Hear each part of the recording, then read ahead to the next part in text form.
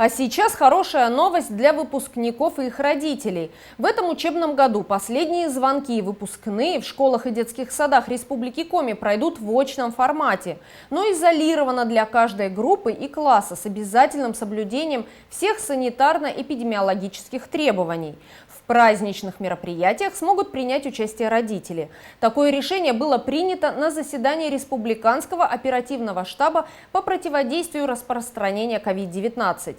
Также на заседании Республиканского оперштаба по противодействию распространения коронавируса были рассмотрены вопросы организации детской оздоровительной кампании. В этом году в Коми она стартует 1 июня. Планируется охватить отдыхом и оздоровлением около 35 тысяч детей. Для них будут работать 433 учреждения. Это лагеря с дневным пребыванием, лагеря труда и отдыха, стационарные детские оздоровительные организации. Ребята поедут в лагеря автомобильным или железнодорожным транспортом, в вагонах, исключающих свободный проход посторонних лиц. В обязательном порядке будет обеспечено страхование детей от несчастных случаев в период пребывания в лагере в пути следования к месту отдыха и обратно.